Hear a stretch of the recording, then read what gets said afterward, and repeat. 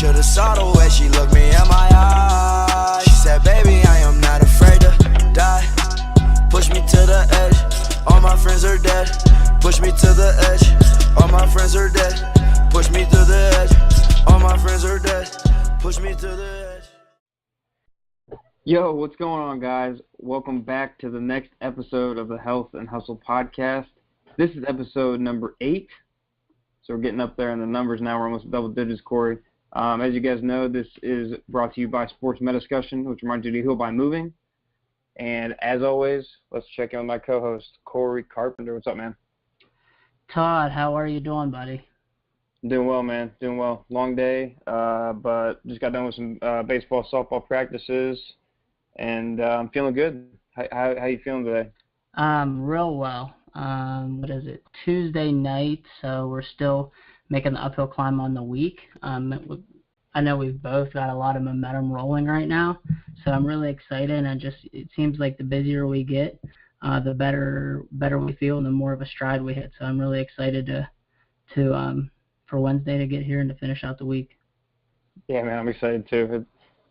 I was telling somebody the other day because I posted something about I used to hate Mondays and stuff because everybody around me did, and I honestly hate Sundays the most because it's almost a boring day for me. I'm excited to get the week going. So we're on Tuesday. We're getting close to Hump Day, so we're gonna get this out to you guys, and I'm pumped. All right, man. Let's get rolling. What's new? It's been about a week since we really don't get to talk a ton. Personal back and forth, like other than on this podcast, even though we do see each other every day, we're usually busy hitting the iron. So what's new, like in the past week, since we talked to you last? Anything new going on, or what's coming up? Not a ton. Had a pretty cool weekend. I got to see one of my buddies from back home. He flew in from Missouri, or actually no, he drove from Missouri. He's one of my good childhood friends, and he's in chiropractic school right now in his first year, so it's always cool to see him because it's kind of, few and far between. And then the big thing I got coming up this week is graduate on Friday, man. I'm pumped. Oh, shit. Congratulations, man. Yeah, man. I'll have a Master of Science in Athletic Training, so I'm pumped. Yeah, it's hard to – I mean, I know, like, I've only been really getting filled in on it as of recently, the last few months or this year, but I know it's been a long time coming, so I'm really excited for you. Thanks, man. I appreciate it. What's going on with you? You got anything going on this week? No, same old grind this week. Had a new in-home PT client tonight, actually. I just got home from there. It went extremely well, which was exciting. First time or two is always a little iffy because you don't know what you're getting yourself into when you go into a stranger's home, in terms of what kind of equipment they have. Or obviously I have my own equipment that I take with me too. So first session with that new client, which went awesome. So I'm really excited about that moving forward. Got some more sessions scheduled with her coming up in the future, so that's pretty exciting. Other than that, this past weekend, I know I've been talking a ton about. I told you I went to see one of my big mentors. That's kind of shaped my life in the last like 10 or 12 years. But seriously, though, I went to Cincinnati and saw Eric Church perform live. So when I tell people I went to see a mentor, they think I'm fucking crazy. But he really did. I've been following him since I was like 17 years old. I love his music. I kind of talked to you a little bit about it and how much it means to me. So for me to get to go see him live again, it's been probably 3 years since I've seen him. And kind of just unwind a little bit with Jess and kind of turn everything off for the weekend, and have like a little weekend getaway. It was really nice. So that's all. That's all that's new with me. Sweet, dude. All right, let's get into the hot seat question. You kind of touched on mine already, so I'll let you go first this week. Okay. So what I was going to ask you was, looking back, because I know I was listening to someone talk about Michael Jordan the other day. They were comparing Michael Jordan to LeBron James, and that's been going on for years, but it kind of just got me thinking in terms of our conversation. Looking back, like pre-high school years, like grade school or junior high, like was there one athlete or just a team in general that you like looked up to, and you know what I mean? Like kind of when you're like, when I grow up, I want to be like MJ. Like, was there one of those guys for you? Yeah, so this is a good question. So I played soccer from pretty much the age of 4 until I was 22. Played all the way up through college, and like it was, and it's my first love, but I was always obsessed with it, and so I love the Columbus Crew and I love Team USA. Those are kind of like my two teams, and I followed Liverpool a little bit, which they're a big club over in England. But I really loved the MLS back in the day. I've kind of gotten away from it since then. But there was this guy named Freddie Adu who, if there's any soccer players listening, I'm sure they've heard of him. He this is real early on. He was I think 14 when he got his first professional contract, and I mean he wasn't that big. He was kind of short actually, pretty scrawny. And you don't have to be a huge guy to play soccer as long as you get the technical work and knowledge of the game. But he got his first contract with DC United back in the day, and he was on Team USA for a little while in their kind of development teams, like their U18s, U17s, those type of things. And I just always looked up to him because obviously at that level you got to have some natural talent, but kind of studying him and his work ethic and the things that he did to get there was pretty cool. So I always kind of looked up to him growing up because he was kind of a prodigy, but was kind of in the niche that I enjoyed a lot. So it's cool, man. Yeah, it's different. Not a lot. I didn't really grow up around soccer, so I'm learning now how much more prevalent it is. But where I'm from, not something you really heard about. Yeah, it's not too big in a lot of areas in Ohio, which I was kind of naive growing up because like here in Southeast Ohio where I'm working at the high school, like there's only like 2 or 3 teams in the conference I work in that have soccer teams. Like it's not big in some areas of the state, and some it's kind of different just because like Northeast Ohio is huge, Dayton, Columbus, Cincinnati areas it's huge, but I didn't realize it's not like that all over the place. Yeah. Cool, man. So my hefty question was going to be talk about the Eric Church concert, but I will ask kind of a 2-part. So A, what's your favorite song by Eric Church, and then B, why do you think you're so drawn to him? What qualities does he have that you enjoy? Why do you think you like his music and his style? Okay.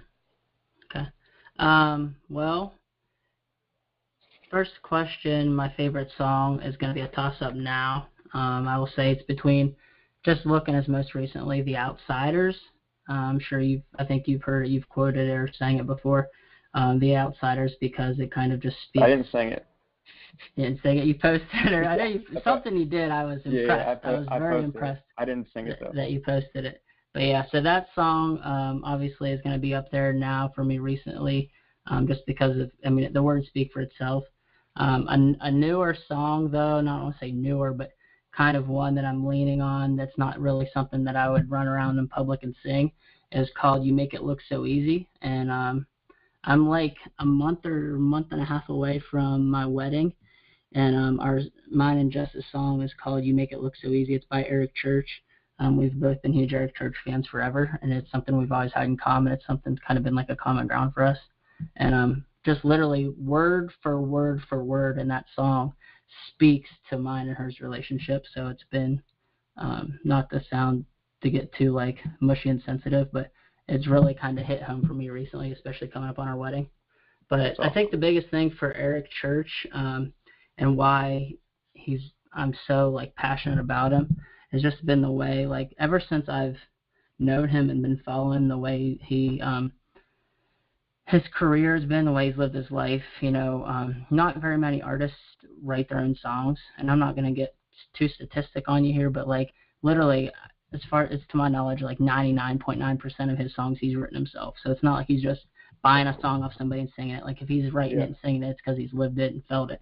On top of that, I've been following him since he was playing little dive-ass bars in Wheeling, West Virginia, like on the back of a truck. He was playing music. So I've been following him forever, up until where he's at now. And then, I've told you a couple stories about how basically just how badass he is. The tour he's doing this year that I went to was a 3-hour set by himself. It's called the Hold My Own Tour. So he literally played for an hour and a half, took like a 15-minute intermission, and came back and played for another hour and a half because he wanted to get his message across and share his songs and his life and his his passion with everybody. And he doesn't need anybody else. So he basically said, fuck it, I'll do this on my own. Cool. So just all those kind of things over the years without getting too long-winded about it. Just, he's just 100%. I can kind of relate to him and respect him, I guess I could say. And I mean, obviously where I'm from in like Hicktown, USA, like I grew up listening to country music, so. Yeah. Well, I got one spin-off question from that. I saw Justin Moore, and I'm pretty still new to the whole country scene, but I saw Justin Moore in my first country concert. I went to Country Fest up in Northeast Ohio 4 or 5 years ago, and based on what I saw from him, and then kind of what you told me about Eric Church, they seem pretty similar. Is that true? Like as far as like their attitude and their. Justin Moore is one that. So first of all, I'll start by saying I love Justin Moore. He's the man. He's one that people think he's a little bit newer because he's just now kind of breaking out in the mainstream. Yeah. But if you look back over history, he has actually came into the industry in the same time frame as Luke Bryan did. Yeah. So I almost have this sense of respect for Justin Moore because he's that dude like me. He's literally just been grinding, pounding, and just not happening, but he's not giving up.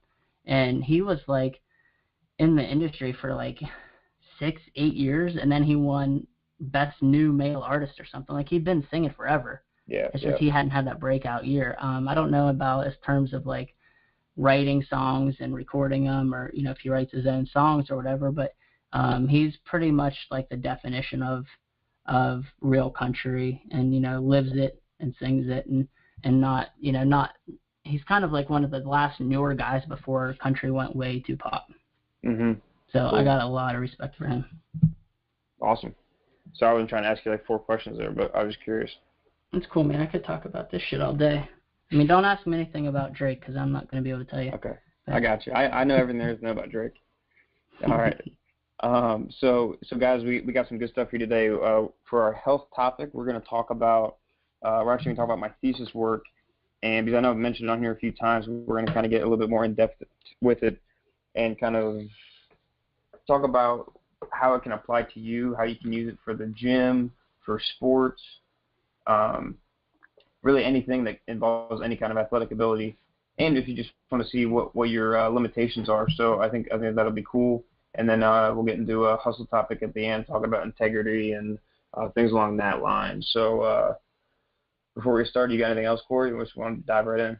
No, I'm excited because I know you've put a lot of work into this, and you've been doing presentations and all the things you've been doing, and I'm really excited actually because I kind of want to just be a student here along with everybody else and kind of learn from you and see what you got, and then hopefully I can come in with some decent questions or add-ins or something to keep the conversation flowing. Cool, man. All right, so the title of the thesis is Season-Long Changes in Performance Outcome Measures Using the Functional Pre-Participation Exam. And basically what the functional pre-participation exam is, it's a group of big words that basically it's 4 functional exams that are able to identify predisposing factors of injury. So basically you undergo these tests and they're able to show you if you have any kind of asymmetries when comparing bilateral legs, or you have muscle imbalances, or you have movement patterns that put you at a high risk of injury. So you played sports, right, Corey? You played football? I played sports. Yeah. Yeah. So going back, if you can remember, you always had to have a preseason physical before you participated, right? Yeah. Mhm. Do you remember what you did for the functional screen, or like what they did to kind of assess if you were like able to play? This is funny. Did they make you maybe bend over and see if you could touch your toes? That's I don't think there was anything. I don't remember. Yeah. So that's a perfect segue into what kind of why we did what we did with this thesis project was kind of going when we looked at the kind of the state of how preseason physicals are done right now, and basically the consistency and the lack of them even being done at all it's atrocious across the United States. So 23 out of 50 states only 20, so less than half of the 50 states use the most updated forms, like to actually implement a physical, and 27 don't, and of those 27, 10 states haven't updated their forms in over 5 years. Which, I mean, if you guys follow anything with sports medicine or really anything in fitness or any research, it's pretty poor because things need to be updated because they're constantly changing. So when we think about this is like if A, like Corey, you said you didn't even have these tests done on you, or B, they're being done, but the tests that they're doing aren't specific enough in trying to identify these things, then what's the point of even doing them in the first place? Because they're not telling you if you have asymmetries, deficiencies, or at a high risk of injury.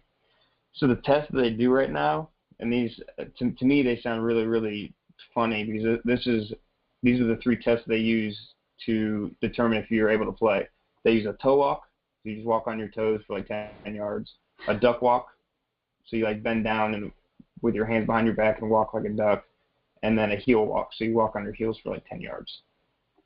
So like that is what their gold, I'm using air quotes, gold standard is to determine if our athletes, high school athletes or whatever, are able to play in athletic competition.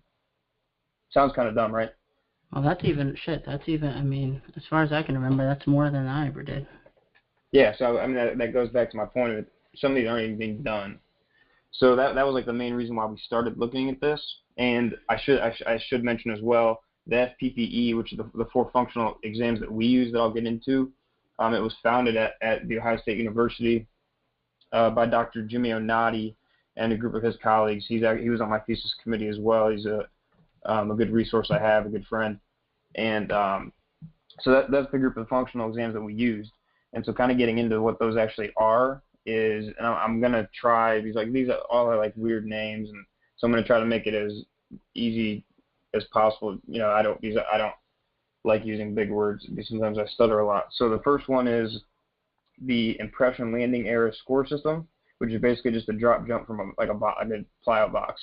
Mm-hmm. Okay, the second one is a single leg anterior reach, which is basically standing on one leg and trying to see how far you can reach forward without losing balance. And like the tool that we use has an indicator, like it says how far you push it forward. Third one's a single leg hop, just a basic single leg hop. And then the last one is a dorsiflexion range of motion test, which basically you lunge towards a wall with your knee. You have to touch your knee to the wall while keeping that heel on the ground. Mm-hmm. And that basically assesses how mobile your ankles are and how flexible your calves are. So those are like the 4 functional tests that we use. And we didn't do any like reliability tests on these functional exams because they've been, over the past 5-10 years, they've been proven that they're very, very reliable. Okay, so that's basically, those are the things that we did.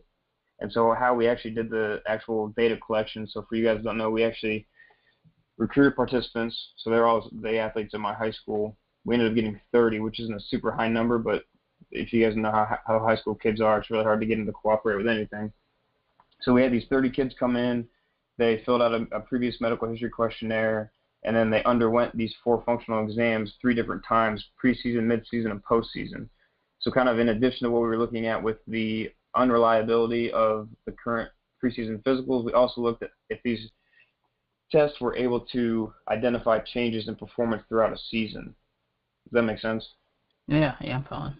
Yeah, so we used these, so like I said, we did preseason, midseason, and postseason, and then based on what we found, you can either make modifications to their in-season strength and conditioning programs, or if they have like huge asymmetries, like on their single leg hop, if their right leg's 20 centimeters longer than their left, you can kind of make determinations on things you need to improve. If it's a rehab program or injury prevention program, to kind of balance those things out so they're not at such a high risk of injury. Does that make sense? Yeah. Now let me ask you. So the 4 things you mentioned make sense. Are those? What happens if they don't? Is there certain requirements they have to now? Or is this just all testing, or is there certain requirements they have to meet in order to participate in sports? Well, see, or is that not part of what you were doing? Well, see, so right now, I mean, there's no. That's a really good question. So like, if these were implemented into the preseason physicals, there would have to be, right? Okay. But right now, Yeah, but right now they're not. So everybody knows what goes on at the NFL Combine. So like obviously they do the bench press, 40-yard dash. Then they also do, which nobody really talks about because it's boring. So if you guys are going to sleep right now, wake up because this stuff is it's important. It's important. So they do something called the FMS, which is the functional movement screen, which is a group of 7 tests that they implement on each player that comes into the combine, and it's graded on as either a 1, 2, or 3 for each test is. And if it's been significantly proven, I don't know the exact numbers. I'm not too familiar with it. I know the test, but I don't know all the statistics behind it. But if they got a 14 or lower, they were at a significantly higher risk for injury. So like teams will actually take that data and not pick a guy because they say, oh, well, he can't do a bodyweight squat, right? So Yeah, and definitely. that says that shows this, and this. So he's a high risk of injury, so we're not going to pick him because he might get hurt the first year out of the draft, right? Yeah. So we don't have any like standardization measures for it, but there are like I said, like for the single leg reach, if there's a 4 centimeter difference in reach, then that puts, so say your left reach was 4 centimeters higher than your right reach, that means you're 6 times more likely to be injured, whether it's an ankle, knee, hip, whatever. Yeah. Right. So and then the drop jump test is basically, it's only on a 0 or 1 scale. So a 0 is a low risk movement pattern and a 1 is a high risk movement pattern. And basically things that we're looking for with those are like when you jump and you drop down, if your knees knock together, that's the number one thing we're looking for. So if you can kind of visualize that in your head, that's something, especially in adolescent females, like that's it's an epidemic. I don't know if I've talked about it on this podcast or not, but the ACL tear prevalence in adolescent females it's so high because these females don't have as much muscle mass as males. It's something that's kind of been proven. That's like one of the biological factors and differences between sex. But that lack of muscle mass, their lack of being able to attenuate force and kind of you just basically land correctly, their ground reaction forces are so much higher, and that causes so much more stress on their joints, on their knees when they're landing in a knock knee stance. That's like ACL tear, no brainer. Does that make sense? Yeah, no, so that's obviously, so you're landing, your knees are hitting, you're bowing in. That's a no-no. That's where the ACL tear comes from. What causes that? Is that hip stability or mobility? Yeah. So adductors, is there a certain? Yeah. You keep going. Sorry. No, you're good. That's what I was just gonna ask, because I know if you watch someone squat and their knees are caving in, that is a sign of weak adductors. Or tight adductors, is that correct or no? Yeah, so you're right. So it's tight adductors. So adductors is basically the groin, like what the adductors are, like a group of 4 muscles on the inside of the leg that most people call the groin, and then the abductors are the muscles on the outside of the legs and up in the glutes and butt. They're external rotators of the hip. And this is something that's huge for squat too, which is a reason that I want to talk about it today, because I know we have a lot of guys who are in the weight room squatting big numbers, but their form may not be the best.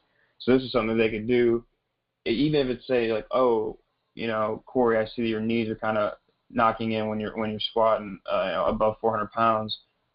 Do some extra hip abduction work with the bands. Use a hip circle, work on clamshells, hip bridges, lateral side steps, those types of things. Because if those hips are strong enough to keep your knees pushing out, and it's also kind of a thing you just need to focus on when you're doing. But that puts you, it puts you at a lower risk of injury, and B, it puts you in a better, efficient movement pattern to squat heavier weights over time. Right. You just got to get used to it. Yeah. Does that make sense? Yeah, cool. So we got that. What was the second one then? Second test? Yeah. The single leg anterior reach. And you talked about that, where there's a difference in reach, right? In terms of centimeters or whatever you measure. Yeah, centimeters. Yep. Yeah, so we're going to do these tomorrow, Corey, when we go to the gym, so you'll be able to feel these firsthand. So, what is the what's the dominating factors there? What's causing that when you're doing that single leg reach? What are you using, or what are you testing? So it's like it assesses dynamic postural stability. So basically, what that is how well somebody's able to keep a unilateral stance, so they're standing on one leg, and they're moving, they're pushing that reach indicator as far as they can, but they're moving, so it's got a dynamic aspect to it. So all that force, again, and it does assess ankle mobility and gastrocnemius flexibility too, which I'm going to post all these on IG at some point, so you guys will get a better idea visually. But if you see how these are done, I mean, have you ever done a pistol squat? Yeah. So if you can do a pistol, yeah, if you can do a pistol squat, that's like the ideal thing for this test. That's like that's like, you know what I mean? That's as far as you can go, because your one leg's going out far, so you'd be pushing that reach indicator as far as you can. Like we had one kid who was able to do that on both legs, and it was pretty impressive. But he ended up quitting the football team, so we couldn't use his data. But I mean, he was like 60 centimeters above everybody else, because he had the lower extremity strength, the hip strength, and the mobility in the ankles and the knees and the hips to be able to do that. So there's kind of a lot of factors that come into play. Cool. All right, and then what was the fourth one? The fourth one was the dorsiflexion range of motion test. Oh, which it's probably the least functional out of the exams, but again, it's got a lot of reliability studies behind it showing that it's a good thing to do, again, if you're comparing bilaterally. So you basically, like, to try to give you guys a visual picture, you have your hands on the wall, you're kind of in a staggered stance, so whatever the forward leg is, that's the one that's being tested. So for males, we started them 6 centimeters from the wall, and then we started the females 8 centimeters from the wall, just based on previous stuff showing that females historically have a higher flexibility level than males do. So we start them there. If they're able to lunge forward while keeping that heel on the ground, on the leg that's lunging forward, and they can hit the wall with their knee, then we back them up. And once they're able to touch the wall but not keep that heel on the ground, that's when we cut them off. Okay. So again, that's testing the ankle mobility, gastroc, calf flexibility. Cool. So the findings that we had from this, just to kind of round everything together, we found that there was a drastic, or to be technical in research terms, we had a significant increase in the single leg hop and the single leg reach over the course of the athletic season, which is pretty bizarre because we didn't think we'd find that just because, fatigue levels as athletes go from, August to November. We were talking about for football and volleyball here, so which is pretty significant. And then with the landing air score system and the drop jump test, those were kind of just similar with everything we'd seen in the past. And then the dorsiflexion range of motion tests were all pretty similar as well, although the males in our study did perform a lot higher than the females did, which is also kind of bizarre because they don't really do much flexibility work here at the high school. I've implemented it a little bit with some of the teams here, but so some of the coaches have their own way of doing things, which you got to pick and choose your battles and let them do their thing too. So, yeah. Again, any other questions, Corey? So how long? So this, that was good and informational in terms of what kind of content you covered. So tell us a little bit about how the thesis worked. I know you said it was an X amount of long process, but can you give us a little bit more insight into that? Because I know it's not as simple as you make it sound way more simple than it is because it's so second nature to you.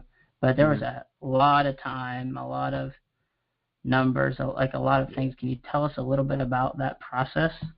Yeah, sure. So, so basically we came into the graduate program in August of 2015, and that we're kind of in a summer course, which they kind of call our crash test course, because we're in the classroom just from 8 to 3 every day for a month, which kind of sucked.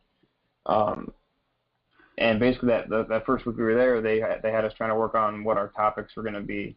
And actually for a good month, I didn't know what mine was going to be because I wanted to do something with concussions and heat illness and kind of see how dehydration affected that, but we just couldn't do it. So it's basically a 2-year process is what it is, at least in our program, because that's the time we're allotted. But you pick your topic, you pick your research committee, who your advisor is going to be, and then you got to start writing. So you got to do a lot of literature review, which I've seen some studies have 100, 200, 300 sources or references that they've used.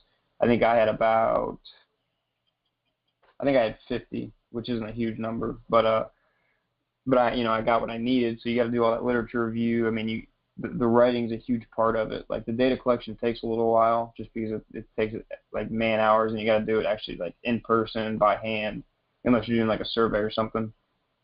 So the writing that's basically what I did for the whole first year of this graduate program, was the writing. So, introduction, background, methods, how we were going to do it, where we were going to do it, what participants we were going to use, those types of things. So that's the majority of what it is. I mean, that takes the most work. And then year 2, we started data collection in August.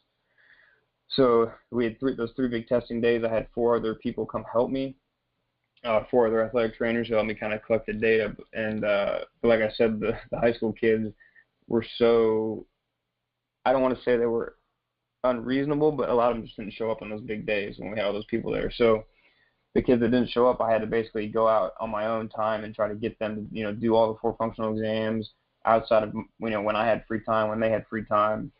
Mm-hmm. The one day I was like desperate to get people to, to keep my participant number at least at 30. So I tested 17 people. It took me 4.5 hours to test 17 people, just because of, getting them through everything. So yeah, I mean, it's a lot of time, man. But this is the kind of stuff that I think is super important. But I think people kind of one, it's really boring for some people. That's just how it is. But then 2, there's so much of this stuff out there, but it's not put into practice. Like that's the one big reason I do like research is, although it's a tedious process, you can directly take what you've learned, even if you found nothing, then that doesn't work, so you can try something else, you can research something else, but you can take that into the field and directly apply it. That's what I think a lot of people are missing with research is, you can be the smartest person in the world and have all the hundreds of research studies and have the best data, the best results, but if you don't interact with people, you don't work in a clinic, or you're not working with people on a daily basis, then what good does it do? Yeah, exactly. You know what I mean? That's why my big thing with wanting to be a sports medicine entrepreneur is bridging that gap between the healthcare industry and fitness community. Because I want to bring stuff like this I want to bring it to the gym tomorrow, so we can kind of mess around with it, get some videos, and kind of gives you a better idea of what I'm talking about. Well, and like what I love too is that, you're obviously at a way higher level than I am with this, but like I remember when I very first started squatting every day, like it's been well over 2 years now, but when I first started, I was on my own. I wasn't at old school. I was at LA Fitness by myself, squatting at 5 a.m., no fucking clue what I was doing. I just knew I put a bar on my back, and I sat down and stood up.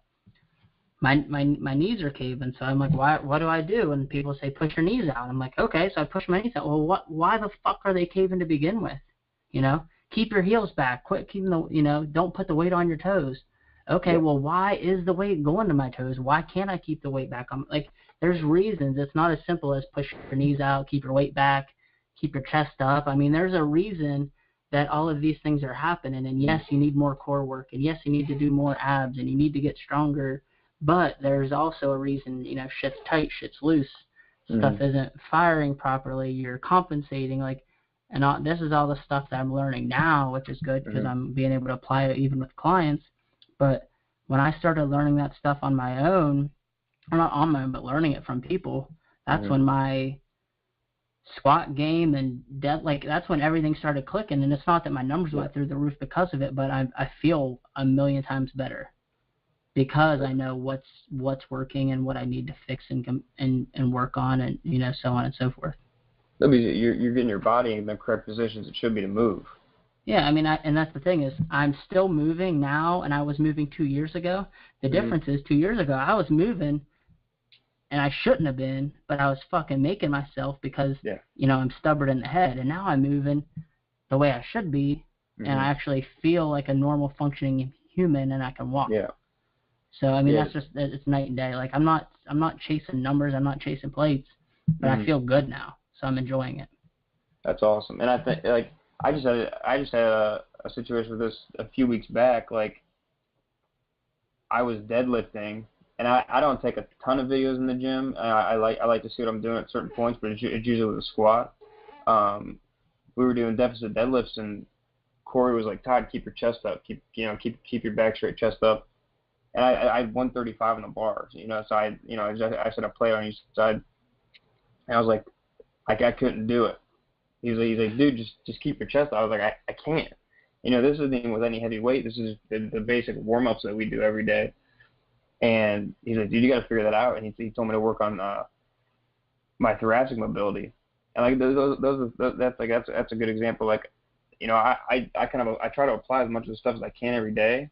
But if you got people around you who can help you identify things, even if you have the knowledge, you may not see it, or you may not, you know what I mean? Because I can see you doing something, but if I'm doing the same thing, I may not even know it.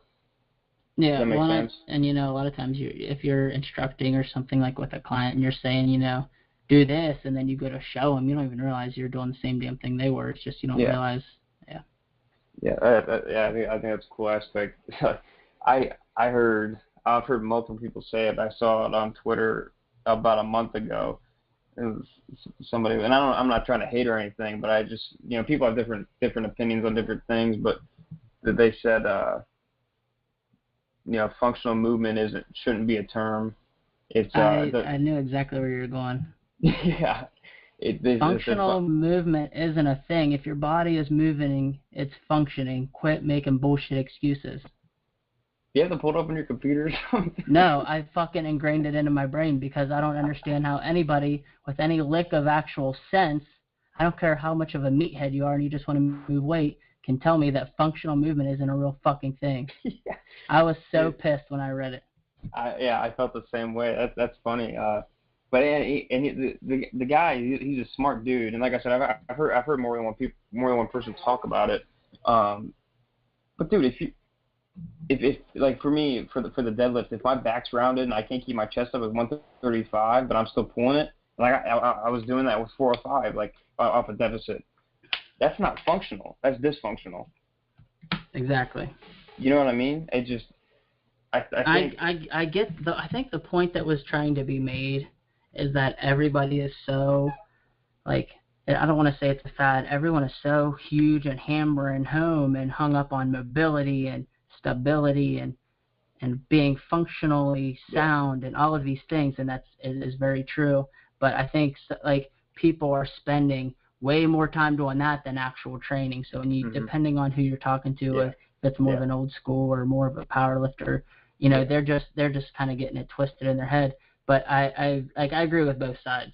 Like I do 100% believe that functional movement's a thing, and you need to be mobile and you need to be stable and this and that. But at the same time, there's dudes that are like, I haven't seen them fucking train in a year because all they're doing is working on mobility. Like you got to have that medium there, and that's just a struggle with everybody. I mean, I struggle with it daily, like finding time, not to use time as an excuse, because it's hard to. Yeah. But like, I need to be training and lifting, but I need to be working on my thoracic mobility because my thoracic mobility is piss poor. Like, you're just constantly battling both. So, I mean, I get it. Dude. I think people just get too hung up on words, man. You know what I mean? You want to move and you want to move well. I mean, that's basically what it comes down to. That's why my whole premise behind the sports med discussion thing is heal by moving, because I don't know. That's my belief. I think people can do that. I think if you're not moving, if you can find that happy medium, if you can find that fine line of your functional and your moving and your stability and all your things and your training, the biggest thing I'm learning from Dr. Kelly, and I don't want to say something wrong because, again, like you said, everyone gets so hung up on words, is it's one thing to be moving weight, but it's another thing to be moving weight efficiently. Yeah. So if you're moving weight more efficiently, that will in turn make your numbers go up because your body's moving more efficiently. Exactly.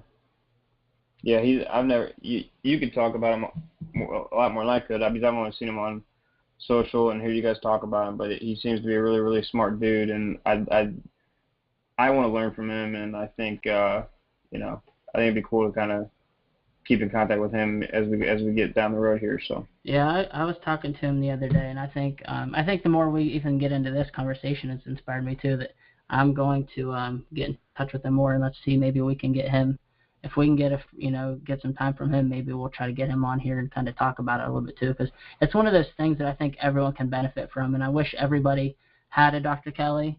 We have a ton of homies like all over the country that are squatting and doing the things. We have this big community, and they're not all in Columbus.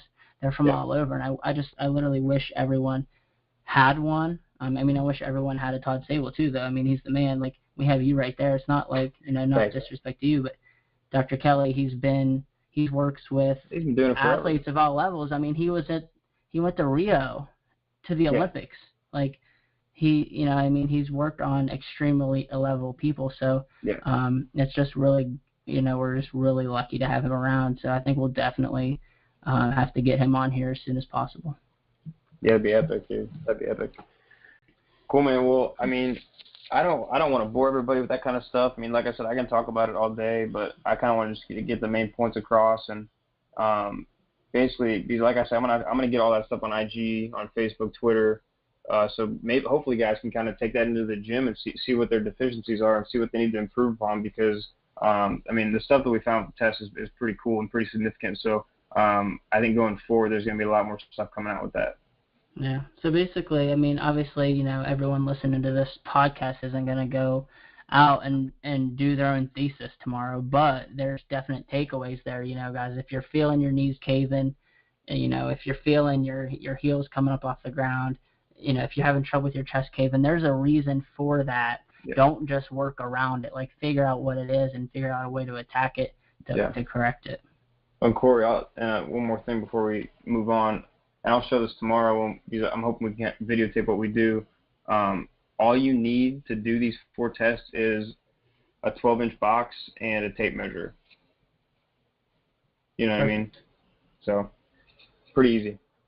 Cool, man. I'm excited. Well, anything else anything else you'd like to add in before we get going on to our next topic, or? I don't think so, man. I think, like I said, I want to talk about it, but I don't want to talk about it forever because I don't want people falling asleep on us. Yeah. Well, we'll always come back to it. Yeah. We got we don't have a lot of time, maybe like 5-10 minutes. Let's touch on something, we wanted to get it. It's not much really of a, not really a hustle topic, but it does apply to the hustle. And that's something we want to talk about tonight, guys. It is integrity. We'll kind of see where it goes. We don't really have any super major points we want to make, but one thing that I've noticed, and for me personally, as my adventure, my journey has progressed, is seeing these guys that are like hustle, make money. I want to be rich. I want to be a millionaire. I want to own the New York Jets, all the while being 100%, passionate and loyal and doing it the right way.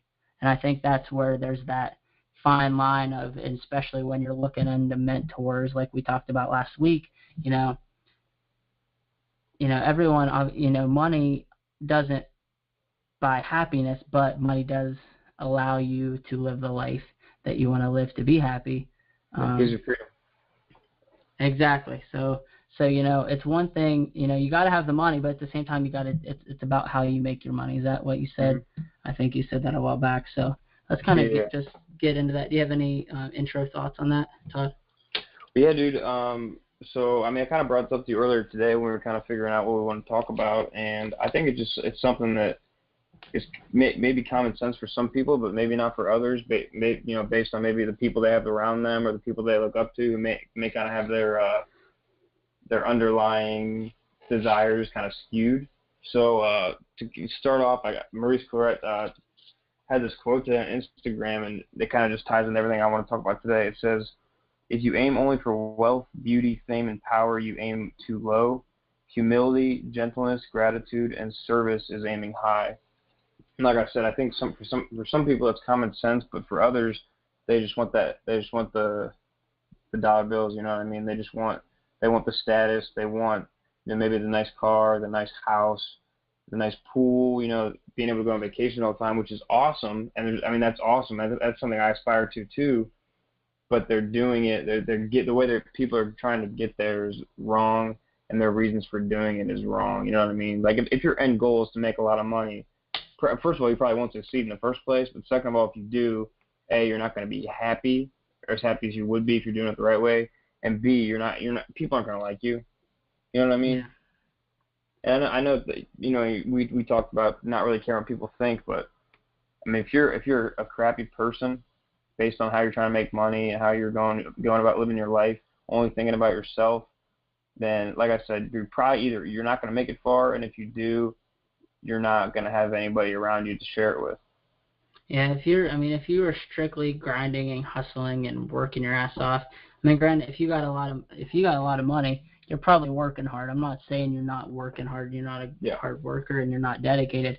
But if you're doing it strictly for the money, you'll never, ever be happy no matter how much money you have, because you're always just going to want more. But if you're doing it for, to make an impact, if you're doing it, for the future, if you're trying to change the world, if, no matter these things, they have like a 110% return on investment, when you're investing into others. So, if my number one goal is to help Utah change your life, and I do that, then I win. But if my number one goal is to just make a lot of money, I make a lot of money, but like inside, it didn't do anything for me. Yeah, man. I don't know. I think we kind of coined this hustle topic, integrity, and that this word has always kind of had a special meaning to me. I never really knew what it meant until I think it was late in high school. So, I had a close family friend. We have like a family that we're really close with as a whole, and one of the kids gave me this like. I don't know. It's not like a necklace, but she gave me like this soccer ball, and it was like a metal thing. It looked like one on a necklace, but I'm not really sure exactly what it was. But on the back it said integrity, and she basically told me, I just really admire everything you do, like how you treat people and everything like that. So like I went home that night and I looked up the word integrity, and it basically said, I'm paraphrasing now because it was so long ago, is how you carry yourself and how you act when other people aren't watching. And I think that's kind of the underlying thing of what we're talking about here today is like, if you guys want to make, like I said, I want to make $1 million by the age of 28, which is in 4 years, which is obviously a very lofty goal. It may sound kind of shallow, but I know the way that I want to make that money is going to benefit so many more people other than myself. You know what I mean? And I know, like personally for me, I know my conscience wouldn't let me make money in a not honest way. You know what I mean? I think that's just kind of like how I was raised. It's kind of in my DNA. But like, I just don't think if you go about life trying to only satisfy yourself and not worry about other people, it's not going to work out for you. I pride myself on I want to do all this stuff with sports medicine. And I want to do all this stuff with strength and conditioning, kind of bridge them together. And obviously, I want to make money because to live, you have to have money. You got to have food. You got to have water. You got to have some kind of shelter. Like, those are the things that we need as humans to live. But also, I plan on getting married to Emily someday. Hopefully, it's not too far down the road, and having a family. And I want to provide for them and make them have the most comfortable life they can. Like, all those are my long-term things, but I want to be able to do that by helping hundreds of thousands of other people if I can. I don't know what my end goal is going to be, but I know that I was put on this earth to help other people, and that was through sports medicine, through strength and conditioning. And I guess it almost goes back to the driving force thing. I think a lot of these things kind of intertwine, but you know what I'm getting at, Corey? Yeah, well, I think we're having trouble getting our point across because I've gotten way better at this, but I've always told people I've always been super naive, in a sense that literally if you tell me something, I would 110% believe what you told me, because why the fuck would you lie to me? So if you told me something, I'm going to believe it, okay? Yeah. So I've always been that way because I just don't understand. I am the type that rather than lie, I'll just keep my mouth shut. So if you ever see me glazed over, mouth not moving, I probably don't have anything good to say. But if I'm talking, the words that are coming out are real. And that's why we're here today, because what we have to say is real, and we're passionate about it. So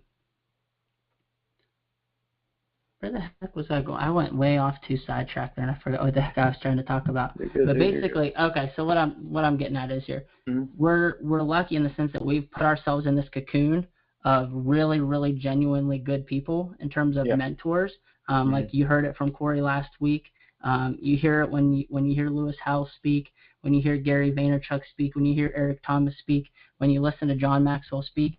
All of these guys are saying similar things, and it's that making an impact in people's lives, helping others, following your true passions, what makes you happy inside, doing all of these things. The money comes. It's not about the money. That's just a byproduct of doing what you love, helping others, pouring into people, and serving other people. And that's kind of why we're here today, I think. Yeah, dude, I agree. I mean, I don't have a ton more to say on this other than if you look at, obviously we talk about Corey G all the time, and we had a great time with him on the show last week. If you look at the most successful people who are truly the happiest, and I know people can put on a front and whatnot, then you can always smile for a camera, you can always look happy, but the people that are truly happy and they're making their money the right way, and those successful people, the Corey G's, the Gary V's of the world, they're doing it the right way. You know what I mean? They're out to help people, and obviously, if you have a business, you won't have a business if you don't make money. So that's the ultimate goal. But if you do it the right way, you will be happy. That's my main point. Yeah, I mean, real people recognize real people, and at some point or another, if you're fake, you're gonna come. You might get one over on people for so long, but you're eventually gonna come across someone that's real, and they're gonna expose you. Yep. Yeah, man. Cool. I think we're kind of all over the place there, but I think the listeners will get what we're trying to say, because I think it is important, especially because so many people that I know are listening and we've been in contact with and that we're around every day are trying to start. They're on the come up. They're starting their own businesses. They're starting their own personal training, trying to get a client base, trying to make them seem how they're different from other people and how they can help other people. So I think that'll be good for them, because we don't want to try to say that money's the most important thing, because it's not. We want to try to help we're trying to help people right now, Corey. You know what I mean? But we want them to help others as well. And that's like exactly the point I tried to make. We're here because we want to make an impact, and we're passionate about what we're doing. Mm-hmm. We're not here, we're not making any money from this, and what we're telling you isn't going to be groundbreaking news. Like, maybe you've heard it before, but we're here telling you because, I had a conversation with someone the other day. They sent me a message and just said, hey, I listened to your podcast. I really like what you guys are doing. I was really impressed with what you had to say, blah, blah, blah, whatever. And I said, thank you. We appreciate it. We know we're very, it's very much like a newborn baby. We're way, way young and early into this thing. Mm-hmm. But if I can reach one person every week and give them something to take away that they haven't heard or haven't heard it in the way I've said it before, then I'm happy. And that's why we're here, and that's why we're doing it, is to try to make an impact.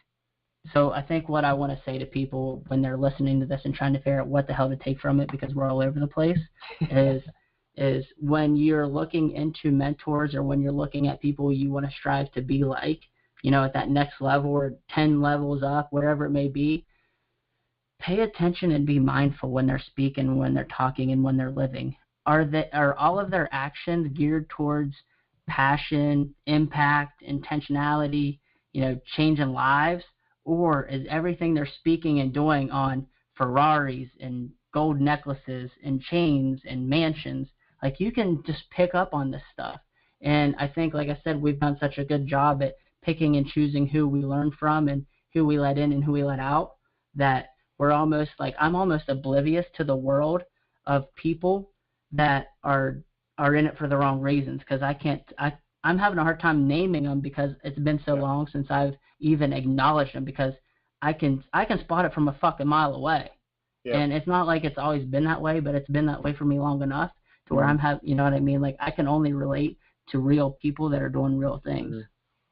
Yeah, man. I think a really good example was when Corey and John for Business Biceps did their live show at the Max Ever headquarters it was probably a month or two back now.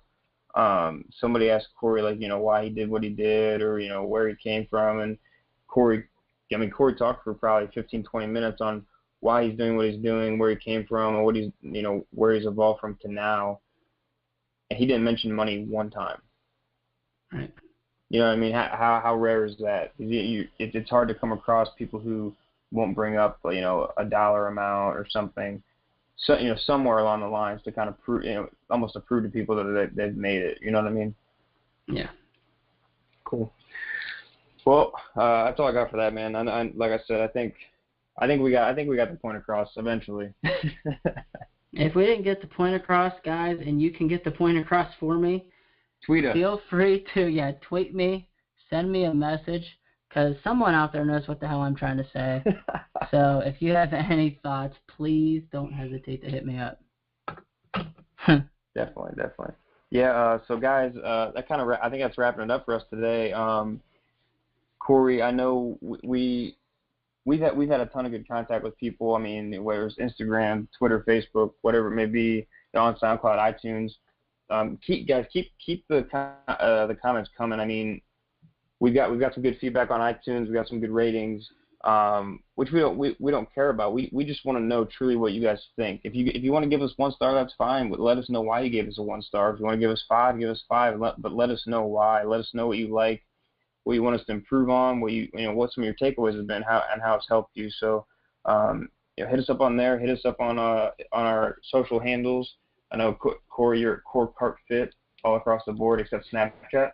Yeah, Twitter and Instagram, Core Carp Fit, and Snapchat, it is just Core Carp, CORCARP. Cool, man. Yeah, and I'm all across the board, IG, Twitter, Snapchat at Todd Sable _PAV.